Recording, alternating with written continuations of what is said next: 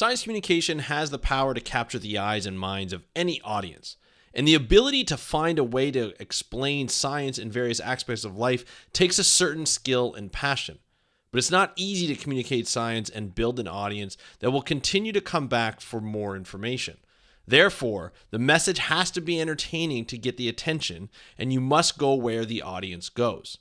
Melissa Truth Miller is my guest today and is an example of meeting an audience to communicate her science message. Melissa is a marine scientist who has also written blogs for sites like Nerdist and organizes Comic-Con panels to bring science to an audience that is interested in science fiction. We're going to talk about her journey through science communication as well as putting together Comic-Con panels on this episode of the How to Protect the Ocean podcast. Let's start the show.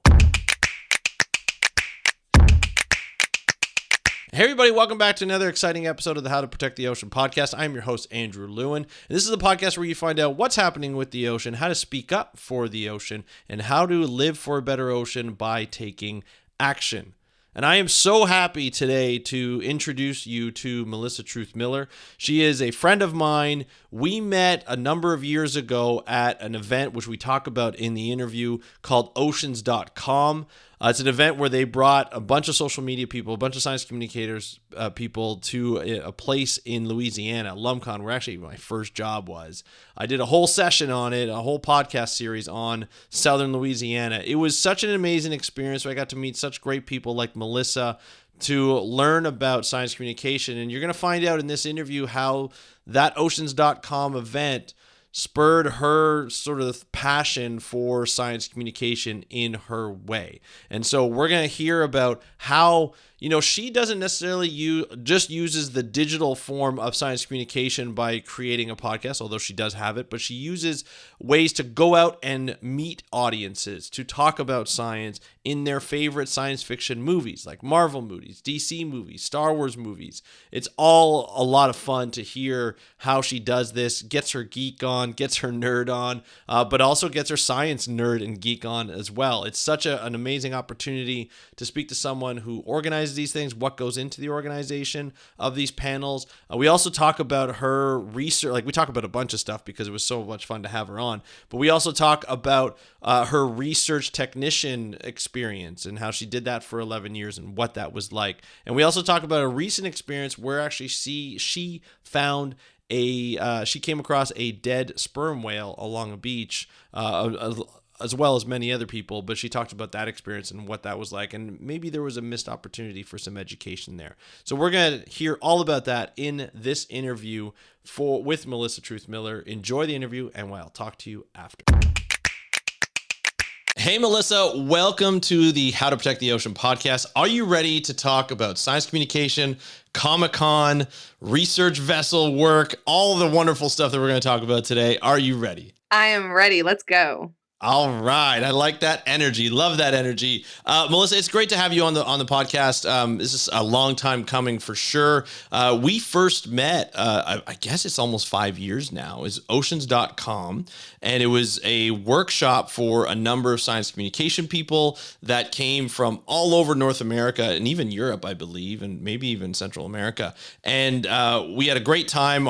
We had this assignment, let's just say, a surprise assignment, had to talk about Southern Louisiana and all the stuff that went along there and had to create a number of different items surrounding that in terms of science communication, see if we can dominate sort of the social media waves on that subject matter. A lot of fun. Everybody got to collaborate.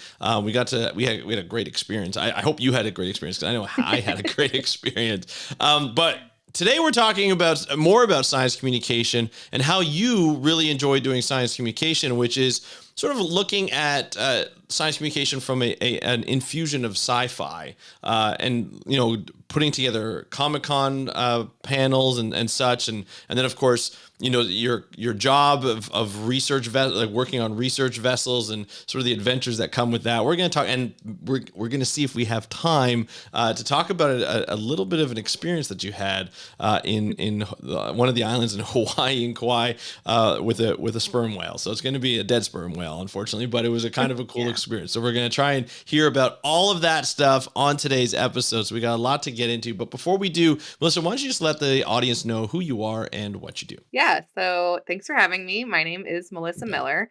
I am a science writer. I worked at Nerdist for a while, which is a pop culture website talking about science and technology. I also run a podcast called Star Warsologies, where we interview Love it. experts about specifically how their expertise is shown in Star Wars, for better or for worse. And yeah, just a science communicator all around. Really, ocean.com was what inspired me to really up my game in that regard. There was all these Really? people who, you had the podcasting niche. Some people Mm-hmm. were writing long form. Some people were doing social media pushes and graphics and infographics. And it really inspired me to go find my niche, which I do think is the science in science fiction. I love that too, because there's so much of it now when you look at the Marvel movies and the DC movies and a lot of sort of adventure movies, a lot of comic movies that we may not have heard of as a kid, or I didn't hear of as a kid on Prime and all these different channels. And Right. it's interesting to point out the science and how close these movies are to the science, or how far off they Right. are to the science, especially when it comes to oceans. Comparing like the Meg to like Avatar and so forth, or Sharknado. It's like, can sharks get Yes. caught up in a tornado and attack just people at random? It's an interesting world we live in, where there's an opportunity, right? Is that sort of what got you? Is like, hey, this is what I really like, science Yes. fiction type of, but I also love the ocean. Here's an opportunity here. So can you just kind of tell us how that kind of developed? Yeah, so I'm definitely a total geek, pop culture addict, watch, lots of TV shows, lots of movies. And for me, I'm also an overthinker. So if I see something that I recognize, true or false in a movie, I just notice that. So for me, it was a lot of ocean related things because I go out to sea for a living in my sort of previous work. And you see that represented in certain ways and you're like, that's not at all how that works. Or, hey, look, that's how that works. Maybe they actually Right. got someone. And I feel like with the Big Bang Theory, we started talking about it a lot more. Like that one sort of famously was like, oh, any physics equation you see in the background is real, Mm-hmm. those sorts of things, science advisors on movies and TV shows. And I just got really interested in that because everyone listening to this, everyone knows more than Hollywood about some hobby, expertise, field, something. Yeah. And so if they misrepresent that, it takes you out of it a little bit, right? You're gonna notice. You're like, that's not how that works. And so I just like sort of pointing that out that everybody already knows a little bit and everybody, and if you want to come along on that journey and overthink it with Mm-hmm. me, then I find that sort of thing fun. I think it's great. I think a lot of people these days like to pick apart certain aspects of movies. They want to Right. make sure. And I feel like movies have kind of caught on, where they're just like, we can't allow this to happen. We got to stick to the truth as much as possible. With also really sort of challenging the imagination. Like, you look at a movie like Avatar, which I saw recently, the second one, and it's very Yeah. ocean oriented. Even the first one was, but this one I found more ocean oriented. And you're just kind of like, oh, okay, so these are like the corals, and these are, and it's really interesting when you start to look at how they designed everything, and some of the details that they went through to be like, oh yeah, I could see where this sort of, it's a planet, a different planet, but I can see the extrapolation of, how James Right. Cameron kind of went to that. So beautiful movie. If you, I assume you've seen it, Melissa.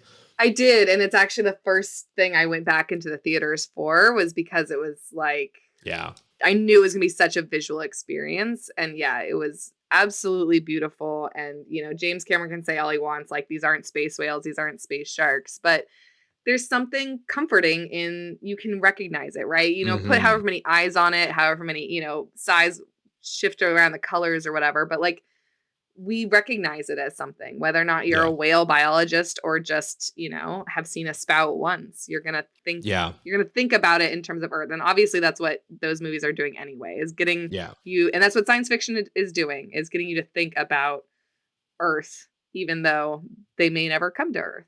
So And I always look at sort of the conservation implications of a lot of these things. Some movies are Absolutely. very into the biology. If it's a movie about a shark, they try and get everything right, the look, the feel, how they motion, whether it's a robot or CGI, but it's got to get the right motion. For me, and I think that's why Avatar stood out to me so much, is because you felt sort of the anguish that a lot of people feel when you see whales being hunted in that movie. Spoiler alert, they have Right. these massive whale-like animals that are hunted for energy, which is actually kind of interesting because that's what they were hunted for back in the day, before they stopped Yeah. hunting them, for the mass hunting for oil.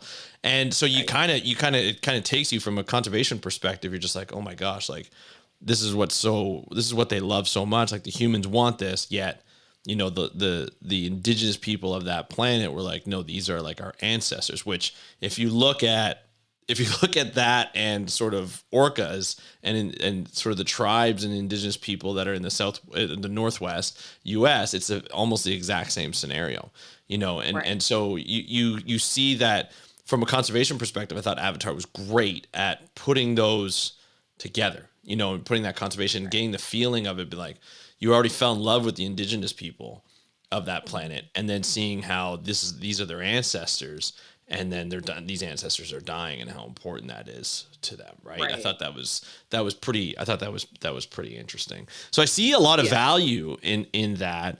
But you take it like one step further. You don't just talk about and write about it, but you perform panels at Comic-Con, and you live in San Diego. Comic Con's a pretty big thing. If I know my Comic Cons pretty well, it's pretty much the biggest Comic Con around. So Yeah. how did that get started? How did the Comic Cons panels get started?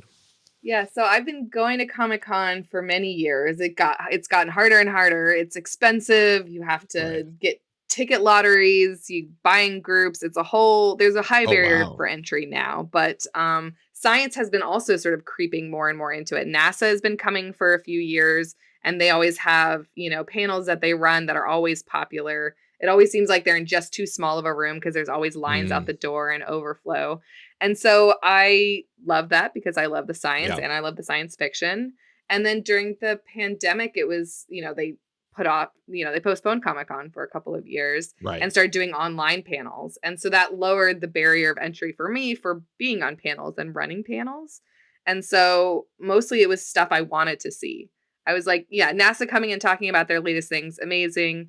But like, I want to see more, science advisors who work on stuff in Mm, Hollywood. I want to talk about the science of Star Wars, which is sort of how it started for me. I did a couple natural history, like speculative natural history articles for Star Wars Insider magazine.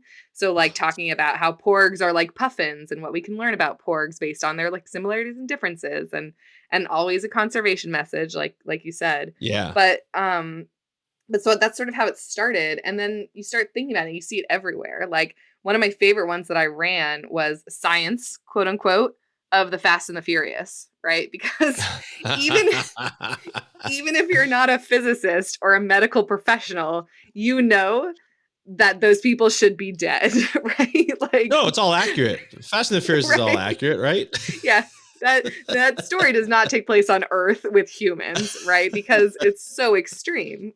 Like Right, the right, answer is no. You cannot launch a whatever it was Ford Fiesta into space, like absolutely with people in it. Like no, but you don't just stop at no.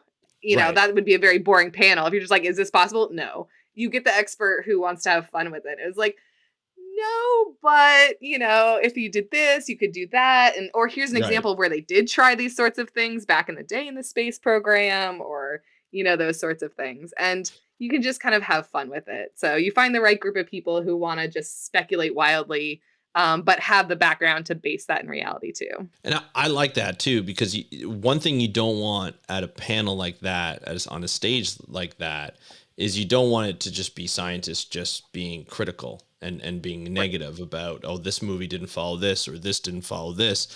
But you do want to say like, well, if you really wanted to do it, this is what you would need to do it. And I think Right. that kind of brings it together and also shows how difficult it is, some of these movies, to be able to put that together. put Yeah. some of the concepts of like shooting a car out of Ford Fiesta in outer space. I haven't seen the movie, but now I'm kind of Oh, like, I want to sorry, see this. No, spoilers. no, that's fine. But like it's kind of a like it's kind of a cool concept where you have scientists just kind of infusing the science into something that people are interested in, right? And Right. so did you get like when you do these panels, do you get feedback from people? Like, are you starting to, say, hey, like people are like, I really like this, or I thought this was really funny. Yeah, no, and that's definitely why I like the in-person, convention panels over my other science writing is because you do get that feedback. You hear people laughing, you hear people answering, your questions. People asking questions. Kids always have the best questions, I've learned. Oh yeah. But you get that in-person sort of engagement and you see the people thinking about it. And also I think people realizing that they already knew some of these things is Right. really important too, right? Like if watch the Marvel Cinematic Universe, you've heard the term gamma radiation before. Like Yep. it can't turn people into Hulks, but when there was Right. that massive gamma ray burst a couple months ago, you might be like, "Oh, I know a little bit about what gamma radiation is." So it's just one of those things that I really like the in-person aspect because yeah, you get that Hmm. immediate feedback. And and it's just fun to have those audiences. Absolutely. Now, do you ever get? I'm thinking from like my science perspective, my background, and your background. With a lot of these movies, you have to know a lot about a variety. We already talked about physics, gamma rays. Right. We've talked about the ocean. Obviously for me, I feel more comfortable answering things from movies about the ocean. But even then, you still have to store a lot of knowledge of the things that you are going to talk about. When you do these panels, do you have specific questions outlined before so you have a little prep time and the people on the panel have a prep time as well? Yeah, so I'm a planner in general. I've also been to a lot of panels that aren't planned and you can tell. Mm, So you can tell that the panelists never got the questions in advance and we're wasting time, right? You only have so much hmm. time. Comic-Con is a massive event. You have at any one second, you have 40 different things you could be doing. So the people Right. who come to my panels, I want to respect that, right? So yes, I come up with questions in advance. I email people, I get in touch with them about being on the panel. It's usually people I know or I've interacted with for my podcast or I've seen on other panels. So I know they like give good panel because you don't just want Yeah. someone to be like, no, that's not how any of this works. You want to be like, no, but wouldn't it be fun if blah blah Right. blah. And so yeah, so I send the questions out in advance or give them the opportunity to be like, what's your input? What's the right question to ask you to get Mm, you, on this storytelling? And then what's hard for me anyway, because I love to talk, is then you have to listen. So during the panel, something goes off in a different direction, you gotta, pivot and ask a different question or get everyone talking amongst themselves because I love being the moderator, but at the same time, the less the moderator talks, the better, right? The more the right. panelists interact with each other and play off of each other, the better. Um, Yeah. The and then moderator is yeah, really there to ensure that there's not a lot of awkward silence, right? right, You're there to kind of get that conversation going. Call it the name of, hey, can you, Bob or Sheila, can you right, answer this question? And then Bob will respond, and then Sheila will respond, and somebody else will respond, and right, so you kind of get that conversation going. Yeah, it's still and right. you almost have to tell them ahead of time. It's like the whole point is to get you guys talking together. So feel Exactly. free to kind of speak up Yeah. and that kind of stuff. No, So and you I must meet definitely with them do. before. Exactly. If I can, we have a Zoom call in advance and I go over that Hmm. exact point of like, A, not everyone needs to answer every question. Like I don't Hmm. like panels where there's a question and then you go down the line of panelists. Like, Yeah. you answer, you answer, you answer. It's like you always direct you always direct a question that can't be answered yes or no to a specific person. And then it's pretty clear if someone else feels like they have something more to say or wants to ask a Right. follow-up question. And then, but yeah, you know, if someone's already covered your answer, you don't need to say the same thing. Yeah. We can just move on, and that way you get to more topics and you get to ones that are more specific to each person.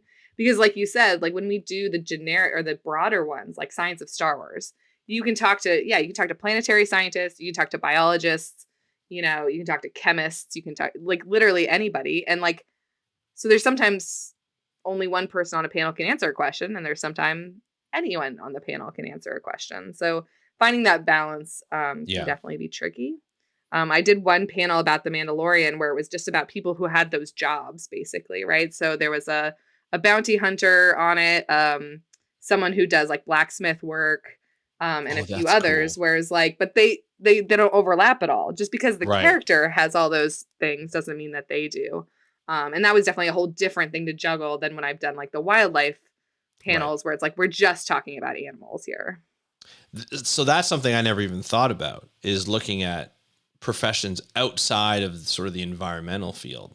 That's where my mind was going. But to be able to talk, so you're looking at a specific. So is when you plan it or when you get the idea, is it based off a specific show or series? Like, I mean, Star Wars obviously has a large catalog of information that you can talk about, but you just mentioned sort of the Mandalorian, so you put a talk together specifically for the Mandalorian. Like, where does that idea go? And like, do you have to niche down within sort of a franchise like Star Wars or Marvel or DC? Yeah, it's a good question. I think we certainly, so my podcast co-host, James Floyd, and I usually run these things together. And sometimes one of us will have an idea or sometimes the other one will. And it definitely started very broad, right? Like the first couple we did were like science of Star Wars. Like that's really broad. Right.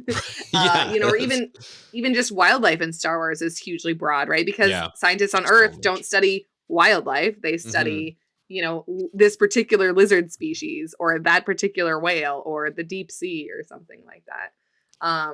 So yeah, the more sort of niche, and then I think also for getting panels approved, you kind of want more specific. You want to be able to tell your audience and you want to be able to tell the convention who's approving it Right. exactly what's going to happen and what people can expect. And so the more dialed in you can get. The other thing we've been doing recently is celebrating anniversaries. So like at Star Wars Celebration, we went in 2022 and we talked about Attack of the Clones because it had been 20 years. 20 years. And Yeah. this year we're talking about Return of the Jedi because it's the 40-year anniversary. So, Okay. something like that. And then people are always sort of in that zone. Yeah. Um, so yeah, trying to get it narrowed in a little bit just because you have like 50 minutes and Yeah. there's hours worth of content to talk Oh about. yeah. So Yeah. You kind of have to, and you want to cap it, and so that people can come in, they know exactly what you're going to be talking about. It's not going to be as broad. Now, how did the science of Star Wars go compared to, say, something like The Mandalorian? mm. Like when it Yeah, is more specific, do you find that it goes better? Do you find it more challenging to do the broader, or easier because it's so many topics? Like how would you compare those two? Yeah, it's a good question because I'm looking forward to, and in April, I'm going to be running one at Star Wars Celebration where we have like behind the scenes people. And it's Oh, people who worked cool. on the prequels, people who worked on the sequels, and people who worked That's on the awesome. TV shows. And there's not a lot of overlap there. Each one of those people could talk for 50 minutes about what they do. So to Right. try to like limit it is definitely hard. I mean, I like them both. There's definitely pros and cons for both. Like I really Right. liked the Mandalorian one because it was so different, Yeah. I don't think a bounty hunter had ever been on a panel at Comic-Con before, So I just think that's really, an interesting way to get to something. Yeah. But it's all about whatever, wherever my head goes, which one Yep. time when I was watching The Mandalorian, I was like, I wonder, because I don't know. I don't know anything about bounty hunting. I haven't seen on Right. television. And so I was just curious, is any of this realistic? And same with blacksmithing. Like I know, there's plenty of sequences. But again, I've never seen it in real life. Maybe at like some sort of, when I grew up in Virginia, maybe in like Williamsburg, like old Right. timey demonstration cities or Yep. something. Yep. But, Yep. like, I don't know, and so I was trying to get out of my comfort zone of, like, okay, if it has to do with an animal or, like, obviously the physics in the Fast and the Furious, I can answer those questions for myself. Right. Um, so I really liked being able to open it up and be like, "I don't know the answer to this question. Please tell us." So And so how long is it when you come up with an idea like this? How long does it take you to put the panel together, to think of the people, like how to contact the people? Because like I know from podcasting and interviewing people, I'm very fortunate in a lot of times because I know the people, but I'm trying to do an interview with somebody I don't know, it could take a number of emails. It could take like trying to find the comment. Like sometimes, even though social media, some people are still not on social media, and so it's very Right. difficult to get a hold. You can't just send a DM and be like, "Hey, do you want to be on my podcast?" Or even an email. Sometimes, if they're a big name or popular within their industry, it's difficult to get an answer back. Have you ever had a problem contacting people, or how long does it take to put all these panels together? Yeah, it's an interesting thing because it's kind of like horse and cart where you don't know what comes first because Mm. you can't necessarily attract people to come to the panel if the panel hasn't been approved. But you also, when you apply for the panel to be approved, they want to know who's going to be on the panel. So it's Yeah. sort of this weird, like, James or I will have the idea and then we'll start with our network, which is ever expanding. People we've had on the podcast, people who've contacted us, people I met working through Mhm. Nerdist, people I met working through Star Wars Insider Magazine, um, people I already follow on Twitter, those sorts of things. We just have this like massive spreadsheet. And so we start there. And then Yeah. if someone ever says no, you say, is there anyone else in your field who you feel like could answer these questions? Because for us, we are doing it mostly based in Star Wars. And so some people have the expertise and are super fun to talk to, but have never seen Star Wars or don't care What? about it. And so it's What? like, okay, well, you kind of have to have What? both.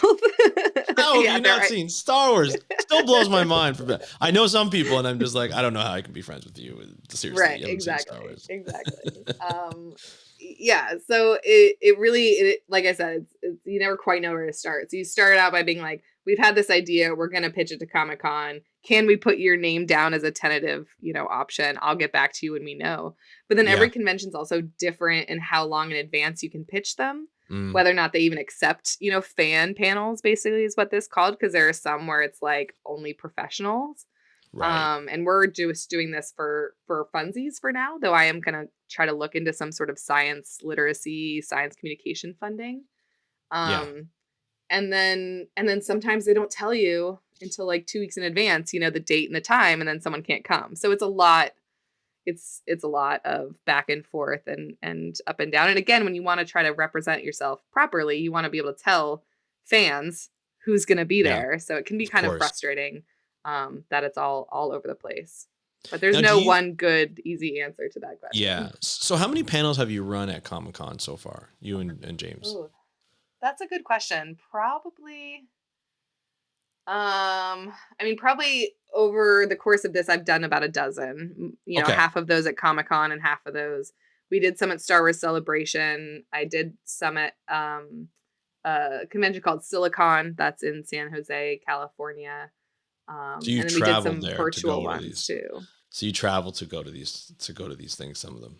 Yeah, that one I had, I have family or whatever there and stuff. So I haven't. The one in April is in London, so that is definitely by far Like the London, England. farthest I will travel it. Yeah. So Wow, that's cool. and but yeah, so that'll be the first one outside of California that Yeah. where I'm running a panel. But I'd love to. I really want to go to Dragon Con because they already have like an amazing science track there at that convention. Yeah. I've heard great things about Emerald City Comic Con. Like I'd love to do Yeah. more of those.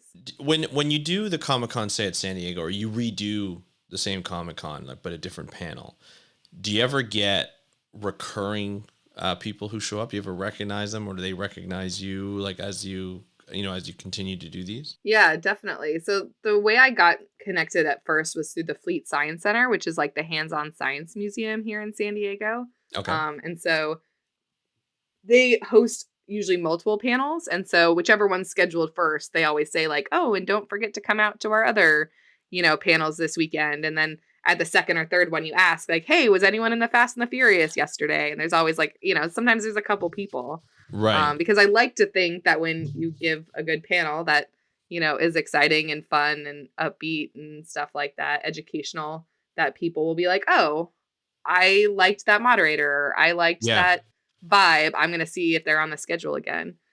That's certainly how I go to panels. Like if you are a terrible moderator, I don't care if it's my favorite show. I probably won't go to your It'll ruin panel. it'll ruin your time. Yeah, I could definitely. The Yeah. experience counts, right? That you have to have fun. You have to have things flowing, and you have to. It's an entertainment sort of Yeah. aspect with you sneaking in some little education tidbits here Exactly. and there, right? Exactly.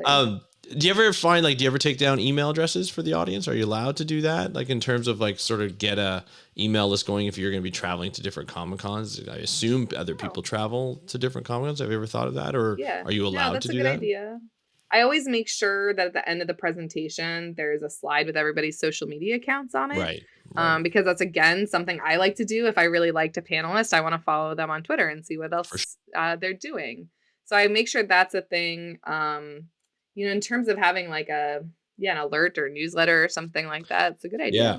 That'd be kind of cool because especially if you're thinking of traveling to different ones, be like, hey, we're going to do a panel on this in, Dragon Right. Con, or we're going to do a panel like this in San Right. Diego Comic Con. I think Yeah. that would be pretty fun. That would definitely Well, be yeah. pretty fun.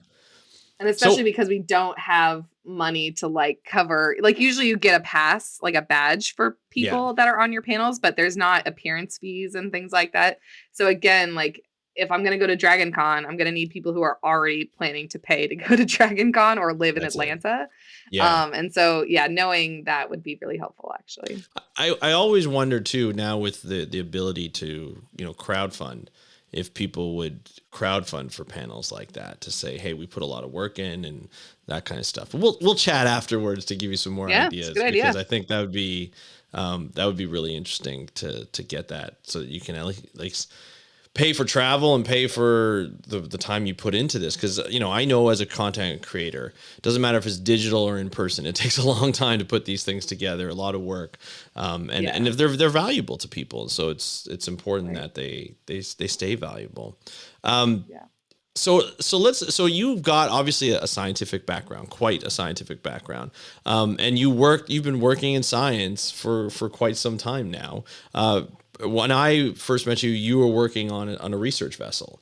Yeah. You were a marine technician on a research vessel, and as we speak, you are in the sort of the breadth of actually preparing to go on another research cruise in somewhere in the ocean for a good amount of time, and you're going to have a great time. Can you talk about sort of your experience working on a research vessel and how that all began? Yeah, absolutely. So, yeah, I got a degree in biology from UC San Diego. I took a couple classes at Scripps Institution of Oceanography, which is like the graduate there. They didn't have an undergraduate degree when I went there, but I always knew I wanted to do ocean stuff with my Right, degree. And then that didn't happen for a little while, but I wanted to get more into it. I was volunteering and I went on a research cruise as a volunteer actually the first time, and Scripps has 4 or 5 research vessels.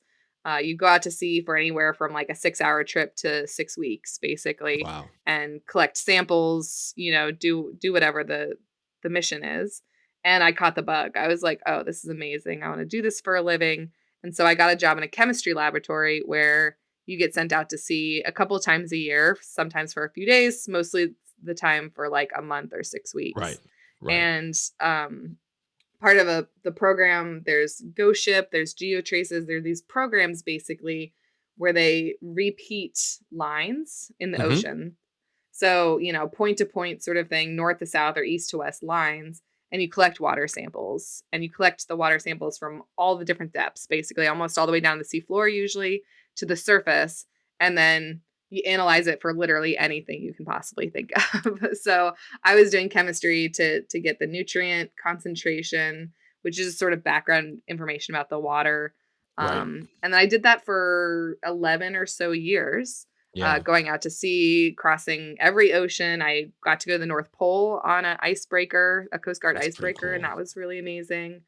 So all over the place, and then deploying instruments and stuff like that. And then yeah, when I now as like a science writer, I'm looking at doing some like freelance projects and writing book and doing these convention panels and stuff like that. But I am for the first time in a couple of years going out on a cruise again, to run CFC analysis, which is like the refrigerant sort of stuff that Yeah, punched a hole in the ozone back in the day. back in the day, I remember um, that. right, exactly. Maybe you've heard of it. But basically, they can measure it in like parts per billion in the water, and that will tell you basically, I think, what year that water was on the surface of the ocean, Man, like how much unreal. CFCs are in it. So I'm doing that on this cruise. It's another ghost ship one, which is they go every decade or so and do the exact same water samples at the exact same depths at the exact same places. Yeah. And so it gives us that baseline of what's going on in our oceans, Right. with acidification and warming and currents changing and all that kind of stuff. So it sounds like when I did something similar at LUMCON, Louisiana University's Marine Consortium, where we did the oceans.com, I worked on one vessel, the research vessel Pelican. Did you work, when you worked for Scripps, did you work for like a specific lab within Scripps, or did you work for the ships, like the sort of the tech sort of crew, or was it a little bit of both? Right. Yeah. So officially, I worked as the tech pool that works for the ships, basically. Okay. And Okay. anyone, any professor or group or whatever, could hire us basically to come on their cruise and Right. do these background measurements on the water for them. Right. Right. So it's something I always like to tell people about because there's not a lot of concentration put on technicians in True. science in my True. in terms of like career fairs and stuff like that. It's like, oh, I knew I didn't want to be a grad student. Like it had been my plan was to go to Right. grad school and professor and all that stuff just because that's what I That's what thought there everybody's plan. was. Yeah, that's exactly. When Yeah. you're a marine biologist, you got to get a PhD, you got to be a doctor, and then you got to Yeah. do your own stuff. Yeah, yeah, Right, and I'm here to tell you that's not true. You can be a technician for 11 year, I was a technician for 11 years working on other people's projects. I yep, collected data for them and I gave it to them and then they decided what to do with it. And I loved it because I got to be there. I got to do all these amazing things. I got to spend, years of my life basically with the ocean as my, backyard and, wake up and fall asleep at sea every day. Uh, but without having to go through grad school or deal with all this academic stuff. yeah, So, yeah. Well, and I always love the variety. Right. mhm. A new project every so often. So like you said, sometimes you're out for 6 weeks, sometimes you're out for 8, sometimes you're out for 2 days or even 6 hours, like it's a day trip. But you always had variety. You got to meet, if you like meeting a lot of people, if you didn't mind being on a boat, stuck on a boat for quite some time. But the adventures were awesome. I could just imagine what the Pacific was like. It's probably a little bit more violent than the Gulf of Mexico at times. But you get to do a lot of things and you get your hands on a lot of instrumentation and probably, I know I had to learn on the go how to fix instruments. Like my electronic Yeah. engineering skills sort of shot up pretty quickly as I got on there. Did you find the same kind of thing? Like, did you find your degree prepped you for the sort of the instrumentation aspect of it? We went to different schools, of course, or was it just more of like a theoretical, and then you just you did a couple of field courses or something like that? Yeah, it's a good question. And it's interesting now because like I've never done CFC samples or Right. measurements and they know that and I'm going out, in a week, that's what I'll be doing 12 hours a day every day. So if nothing else being a tech for that long at sea and I think that's what's more important to them. It was more important to them to find someone who they knew didn't get seasick, Yeah. could get along with people and could technically learn, Yeah. this stuff, had seen it before. Yeah. And so that's more important, yeah, because I knew and troubleshooted. Because, yeah, you can't call the 800 number repair service. You can't, No. if you need help from your other coworkers, they're asleep right now. So it's got to really be a big thing if you're going to wake somebody up. Yeah. Like, yeah, no, McMaster car to order spare parts from. You got to bring, if you don't have it, you don't have it. Yeah. So yeah, my brain definitely doesn't work the same way as like engineers. There's some people Right. who can just MacGyver something, Yeah. and I just learned who that is on the ship, and I'm like, here's the square peg and round hole I've got. Can you help? I need some gum and elastic and a toothpick, and Right. I got it, no problem. Yeah, yeah. Exactly. Exactly. But you're right.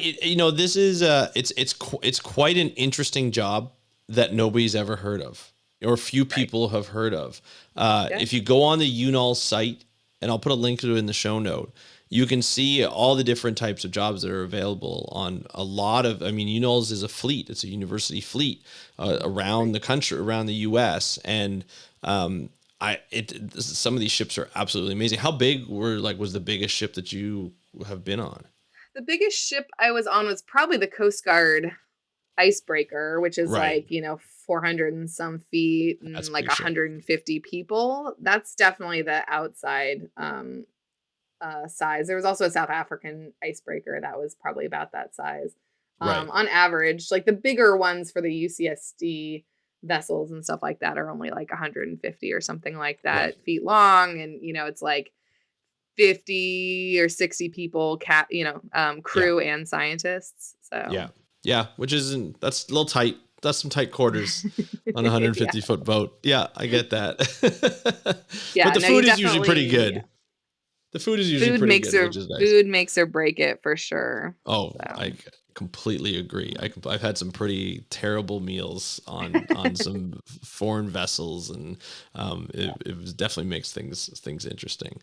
But yeah, yeah, I it highly recommend that a lot of people who are just starting out, and you want to get some field experience. I think a lot of people are just like, oh, I need to volunteer somewhere. I need to pay to go somewhere. But this pays, and it pays pretty darn yeah, well because you're at sea and you're working overtime and you have all that. You get great benefits and so forth. And you're working for, like you were working for Scripps, which is a great institution. I was working for Lumcon, right, which is a great institution. You get to meet a lot of different people, part of a lot of fun projects. So yeah, that's always interesting, and you get to work not only on the physical part, but you get to work like in data collection and managing data, right? Because like for me, I had to prepare all the data. Like once we collected it, I had to prepare it, and I'm aging myself, but I had to burn it all on a CD, and then I had to give yeah. it off to people, right? But now I'm sure it would just go on like a stick of some sort. But like it teaches you a lot about how to manage data, right? Right. Yeah, no, and there are these massive databases that you're populating this data with, and that everyone on the ship is populating the data with. And, then there's the wranglers, and I don't think I could do that for a living. Yeah. But, people who put together what it all means, and then grad students who use it in their research projects and things like that. But yeah, there's a whole array of open access data Mhm. sets from projects like the ones that I worked on, and probably the ones that Yeah, you worked on too, for where it's sure. like this is important information, and it's the point of it being like National Science Foundation funded is that it is available Yeah. readily. So Now, with a lot of boat experiences comes some great stories, some great adventures and stuff. What was sort of from your 11-year tenure at Scripps, what was sort Mhm. of your best memory of, or what you love the most being out on the ship and on the water? Yeah, there's lots of things. I mean, I made a lot of good friends, and I love meeting new people and really finding like connections with people. That's definitely something during the pandemic that I've suffered being away from. Yeah, for But sure. honestly, it was probably just the beauty. Honestly, like sunsets were one of Right? my favorite things. You Yes. see great sunsets no matter where you live, and living in San Diego, the sunsets over the ocean every night, and so you can get good ones. But there's something special about being in the middle of the ocean somewhere Hmm. and knowing that only the people who are awake on the boat, which so maybe there's two or three other people outside with you, maybe there's nobody. That's it. No one else is seeing Yeah. that sunset from that perspective.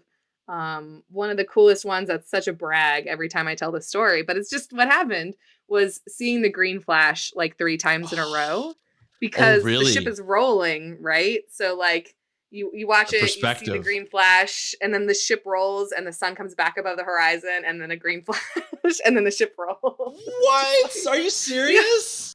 Oh yeah. my gosh. Yeah, That's so it's one of those things where amazing. it's yeah, and you just like that just happened. That was just the last 30 seconds of my life. And I love the way water looks with light bouncing off of Mm, it, if it's whether it's big waves or yeah, Lake Pacific conditions or whatever.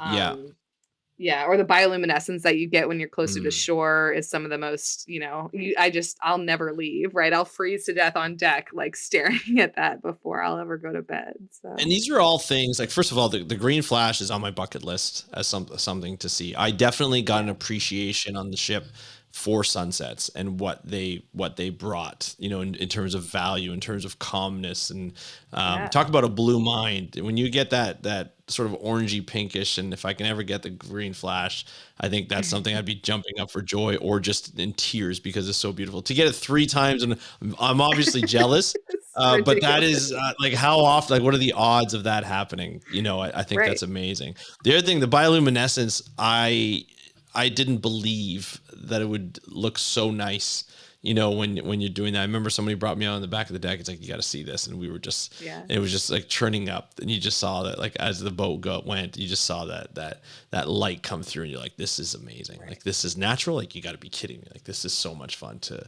see. So Exactly. yeah, Well, yeah, and yeah. it goes back to those things like, we were talking about Avatar earlier. It's just some of those things Mm-hmm. you see and you're like, that's so beautiful. And you're like, we have a lot of this stuff here on Earth if you're lucky enough Yeah. to get to see stuff like that. Yeah. Yeah, no, and you said about the calm too for sunsets. Yeah, because sometimes you're still inside, working, your machine's not, driving you crazy or whatever. And even glancing a good sunset like out of a salted over porthole or something like that, Oh you're still like, yeah. ah, you know. Yeah. I remember we used to have at the top on our top deck, we used to have a hammock. And so when we were kind of steaming from one place to the other, and we were kind of on off hours, I would just sit there on the hammock and just stare at the sunset and just kind of roll back and Yeah. forth. And if you can figure out how to sleep on a ship with noise and all the stuff that goes on, especially on a research vessel, you can sleep anywhere. But when you get a sunset and a hammock and you're steaming going back and forth and it's nice and calm, it is probably the best thing ever. But It's true. these are the fun things you get on a ship. What was sort of some of the challenges you found, working in those times? Because there's obviously going to be challenges, whether it be weather, whether it be instrumentation. You kind of alluded to that earlier. Can you give us like one or two things that kind of was the most frustrating part? Because we don't want to just so it's sunshine Right. and rainbows here. We got No. to have some challenges. Yeah. Certainly not. And I did always qualify that of you work 12 hours a day every Hmm. day. There are no sick days, there are no holidays, there are no weekends because Yeah. that's what you're out there to do. And you're usually working opposite somebody. So someone works 12 hours, then you take over and work the other 12 hours. So it's hard for if you do that. I think the longest trip I ever did was over 60 days. And It's a that's a long lot of time. days in a row to work that much. Yeah. Yeah. And yeah, the weather can be a thing. There's certainly times where I was like, I felt like the boat had gone far enough to the side. There was no way it was coming back. So that's, a little scary. It always did, thankfully. Yeah. Um, and just loneliness, Yeah. I'm obsessed with my dog, so I miss her Mm, when I'm gone. And yeah. keeping in touch with my husband and friends and stuff like that. Like they have a cardboard cutout of me that goes to weddings Oh my and gosh, birthday are you parties serious? and things like that when I can't be here. Oh, that's So so that sweet. it makes me laugh, but it's also, it's Yeah. lonely when you're around people constantly, but they're not necessarily your people. Right. Right. And so like a couple times every cruise that really would get to me. Yeah. And it's better, the better satellites and internet and stuff like that. You can WhatsApp with people. I've been on cruises Yeah. even where you can like make phone calls and stuff. Um, but that's definitely rough and something you kind of have to prepare for. Absolutely. And I find that's why a lot of people who, when they first start off their career, go into these types of roles, whether it be on a ship in the ocean or in the Great Lakes, like up here, but they're always out, especially for here in the summer for us. You got to make time. Time matters here. You don't want to be, in the snow. Like we're having a storm right now. You don't want to be out on the ocean in this or in the Great Lakes in this. So, time is of the essence, and that's why you work so much, right? You're working every day. There's no weekends because you're also paying every day you're out there. Like these ships, somebody's got to get paid and somebody's got to rent the boat and so forth, and it's expensive. You're looking at Right. thousands of dollars, tens of thousands of dollars a day, depending on the ship. And so you have to make the most of it. And I find a lot of people who start off their careers in these types of field opportunities where they're out all the time. As you grow up, you say you have your husband, you have a family, you have friends that you want to see. You can only do it for so long, and then you transition out, which is hard. It's not an easy thing because you've got comfort in that role, and you Right. know it so well and stuff. But I find that happens. Midway through that career, you start to think of other things. You went Right. the science communication role, right, as you started to end that. So was that the reason why you moved on from scripts to kind of explore new opportunities and sort of get in a different stage of your life? Yeah, I mean, that's definitely certainly part of it. The pandemic was part of it too. So I started this job, I think I was 27. My husband and I don't have kids, so that Right. wasn't really a consideration for me. I'm burdening him with like the bills and the pets and stuff like that, but that's Right. a Right. whole different can of worms than people who want to have families. No doubt. Um, but yeah, it's I love the travel, the ocean going stuff. And then yeah, at a certain point, 11 years in, it was like, okay, maybe I'm done with Hmm. this. Maybe I want to wrap it up. And also I did really like the science communication part of it more and more. I wanted to, you can blog from sea and Hmm. post to social media and stuff like that for accounts. But in terms of, you know, getting into science writing, or if you're at sea for all these conventions, you can't run panels and stuff like that. Right. So I just wanted to be home and pursue, full-time sort of writing and things like that. And I have missed it. The pandemic took a little bit of the fun out of the travel. Obviously, No now doubt. Yeah. it's more stressful to be Yeah. somewhere, new and stuff like Especially that. different countries and Um, stuff too, right? Where it's, exactly. yeah, different Exactly. mandates Different and so countries. forth. I knew people who at the beginning of the pandemic were stuck in South Africa and didn't know if they were going to be able Oh, to leave, wow. because they were Yeah. waiting for a research trip and stuff like that. I was home at the time. But it's like that changed a lot of Yeah. perspectives on that. But in terms of going back to it now, I'm looking to sort of balance it where I didn't want all just going to sea, and it turns out I didn't want all, just staying at home and writing. So now I'm trying to do sort of a mix and have it Yeah. both ways. Hey, if you can have your cake and eat it too, that's the best way to do it. And it's nice because it kind of switches up sort of your life a little bit. You're not always stuck. You are a biologist.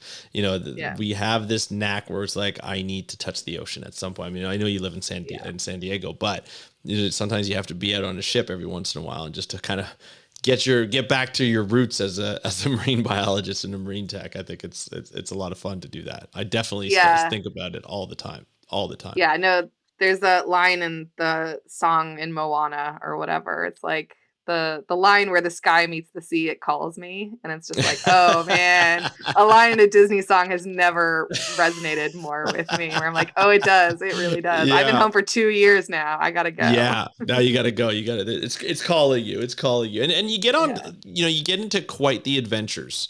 When you go on these trips and you go into different places around the world. Now you have a story where you kind of came upon a dead sperm whale, which is interesting because you don't really see a lot of sperm whales wash up, just in general. Were you on a trip like that, like a research trip on that time, or was that just more of a vacation? No, this is just a vacation. So my brother lives in Kauai, and my husband and I went just to kind of get away for a little while. Yeah. And yeah, so sperm whales I've only seen like twice in my entire life. All that seagoing time, we always see some whales, Hmm. but sperm whales I'd only seen for the first time like a few years ago because they're Oh wow. really, I think a deep sea, offshore for the most part. So it's like a Yeah. total random chance if you and a sperm whale are on the surface of the ocean at the same time. But they've always fascinated me. I mean, it's the premise, I think, right, for Moby Dick is Moby a Dick. sperm whale, and they've got something really cute about them. They've got this like Hmm. tiny little lower jaw, and I've always wanted to sort of see one in person and really get to see this little jaw of theirs. And yeah, it was just total chance. We went down to Lidgate Park in Kauai to go snorkeling one morning, and we just saw all this like caution tape and all of these vehicles, law enforcement vehicles, but then also like NOAA vehicles. Yeah. And I was like, oh my God, like something. And so we parked, Yeah. and instead of going snorkeling, we like went out there, and my heart was like racing because I mean, I figured it was probably a beached whale, Right. or dolphin or something. Like you hear about these mass Like strandings and stuff like monk that. seals or something like that. Um, Yeah. Of right. And so like, it's something I was fascinated to see, but was also really sad. course. And it wasn't clear right away for me because there wasn't anyone there giving information. It was just a taped off area of the beach, and then we came around the corner, and it was very clearly this enormous whale, and you Hmm. couldn't tell at first that it was dead because Hmm.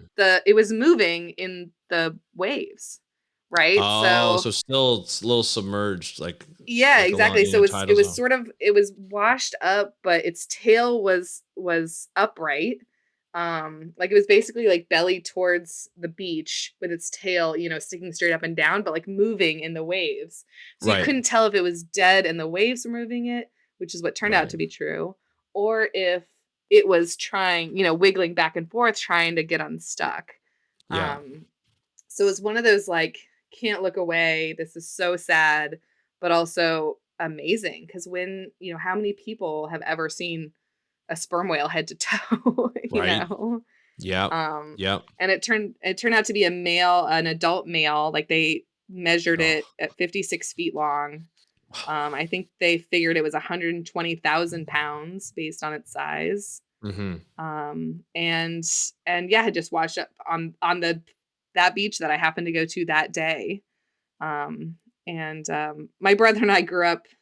My mom was always into this sort of, beach watch stuff and sort of fascinated with, bones and fossils and stuff like that. Mm-hmm. So we have a little bit of a maybe morbid sense of adventure. So I texted my brother, who is still at home, like, there's a beached whale. You should come see it, Yeah. Could you take And I don't pictures of it? Like, were you I allowed to take did. pictures? Yeah. I did, Yeah. yeah. I took some pictures. I can send you some to share if you want, if people are interested. Yeah. Um, and it was one of those things where I was like, I didn't know if his wife would think that was super creepy that I was texting my brother like, "There's a dead whale, come see it." But again, Yeah. she knows our family. But yeah, it was actually the day of my niece's 11th birthday party, and so like people came from the birthday party. Like after her birthday party at like the resort nearby, we I all went to see him. drove back to see the whale again. And it was just sort of this weird part of our day where it was like, oh, Yeah. let's go check in on see because it took them a long time to get organized to figure out what to do because there's like a marine mammal rescue Yeah. team on Yeah. Kauai and probably along every coastline, but it's Yeah. different when it's already dead. And then it's like, okay, whose jurisdiction is this? Yeah. What's the crowd Who control? Because does? hundreds of people came out. Yeah. Well, I can imagine. I mean, that's like you said. How often do you see, anything stranding in one place, and then a massive, sperm whale at that too, Yeah. to be able to do that. Now, you mentioned to Yeah. me before the interview that, there was a bit of a cultural sort of component to the death, Yeah. which is I find interesting. You don't really see that when we hear of a dead whale or dead marine mammal that's stranded. You don't usually hear of the cultural aspects of it or what it Right. means to sort of the local indigenous people. Can you sort of tell us what happened? Yeah, no, that's exactly what sort of took me aback too and was really, really amazing was, yeah, so there was, the logistical aspect of who was responsible for moving this. There was Yeah, the NOAA aspect of we want to study this. But then there was also, because it was Hawaii, there were Native Hawaiians who came out and did like a blessing ceremony. right. And I, That's so cool. don't want to speak out of turn. I certainly don't know ever all the details or whatever, Right. but marine mammals are really important to Hawaiian culture. And even though it's a sperm whale and not like the monk seal or something like that, that's endemic to Hawaii, it was a big deal that this like Hmm. spirit basically had come and passed away on this beach. And that was an aspect of it, like you said, I had never really considered before, and kind of doubt maybe it's true if something like that happens in San Diego, Yeah. and I just don't know. I don't know if that's like the NOAA people know well enough to call, To the call. cultural center, Hmm. or the law enforcement. And I wonder now in San Diego because there's, tribes Yeah, everywhere. for sure. If there's any connection, because I think here in San Diego, it's like the SeaWorld team is in charge of marine mammals. Like, did Hmm. they have the phone number of the local tribal council to talk about these sorts of things? But it was really, really a beautiful part of it. Yeah. You wonder if it's part of just, yeah, like the methodology, the procedure to call sort of that's part of the agreement, that they have with the Right. government is to call and have people bless I assume bless or have some sort of ceremony around the dead Right. marine mammal. So I think that's Yeah. beautiful. Now, bringing it all back, I mean, that's something that's amazing. You're right. It's kind of like playing with your emotions a little bit. It's the joy of seeing something that size and that rare to the fact that it's actually died, and so it's not Right. not always fun to see. But Right. with that type of event, thinking of science communication, there's opportunity to tell a story, of your experience and your family's experience, and then the people around you's experience and what you experience. You're a writer, you're a science communicator. Will you eventually be writing about something like this? Is this something that you are thinking about putting it together? Yeah, it's something I pitched a couple of places when I first got home and felt like I had the time and everything was sort of fresh because also, I mean, there is a, all the five senses aspect of this story, right? Like it didn't smell great. Right. There's all of these different parts of it. The fact that my niece and her friends or whatever were, what are they going to think looking back on her birthday? Like, oh yeah, we had this great day and then we went and saw a dead whale. Like, Yeah. is that formative for the kids who were there? So Right. I'd love to share more about it. For me, I just sort of ran out of bandwidth of like, you know, the whole pitch cycle of who, what magazine would be interested in this sort of thing. Right. But I was sort of hoping that like the NOAA group there and the other scientists at University of Hawaii who studied it would get the word out more. Yeah. Because when I was there, and granted, I was only there for like a few hours here and there of the day, but like there wasn't, I mean, an on-call science communicator. I don't know that exists, but like there wasn't any interaction. It was just, caution tape. We had to stay behind it. The other people were on the other side, and there wasn't like I was answering people's questions because I could identify it as a sperm whale just knowing like I like identifying whales. So Right. I could Yeah. identify it as a sperm whale. When the NOAA people had first shown up, I asked them a couple of questions.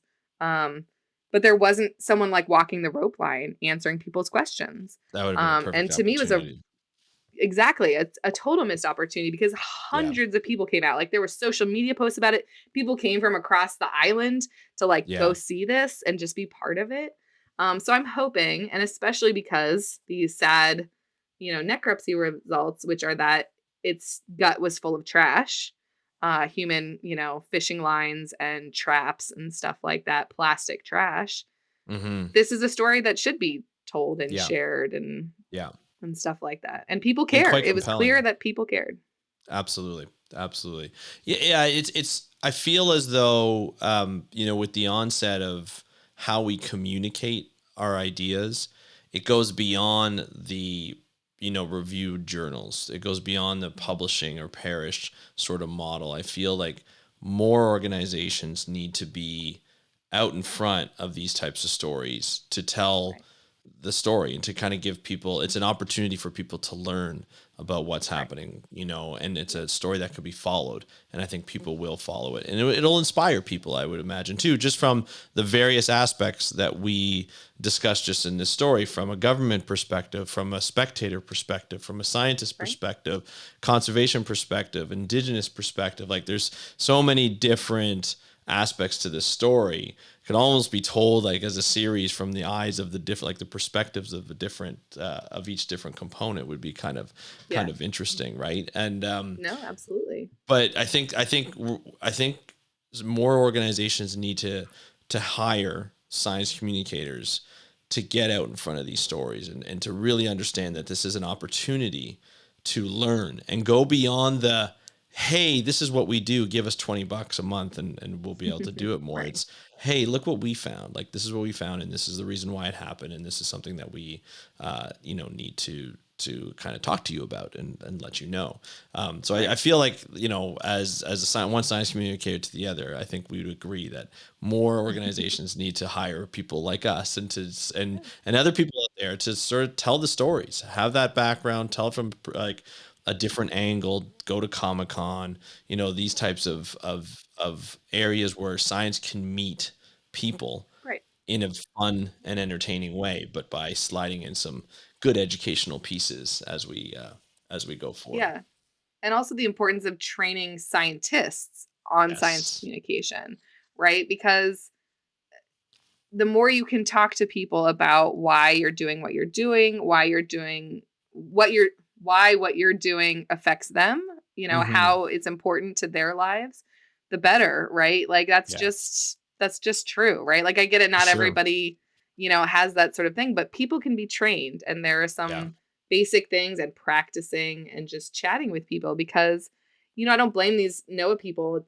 Their job is to respond to this and then wait for it to get up on the beach and do a necropsy. But it was hours, right? There was like four excavators down there Yeah. trying to pull because they had to bring the whale out of the water. It was like, the tide was shifting and all that. It was the full day basically Oh, I can that they were imagine. waiting. And Yeah. and if it were me, if I were one of those scientists, I would have, as I had bandwidth for it, taken a shift, walking around, asking people if they had questions. Yep. If you've Yep. got an official windbreaker on, Yep. go hundreds of people came, Yeah. And then they answer need to some be, questions. yeah, they're always interested in finding out what happened and what's going to happen to the whale and so forth. Right. Yeah. Because that's more Well, people that will call if they do see something stranded yeah. or in distress or something like that. Well, I think it's important. I think it's important. I look forward to the story that you tell for this, whether it be in writing or in podcast form or whatever form you decide. It's definitely going to be interesting. Melissa, if people want to get to know you more, connect with you, how would they do that?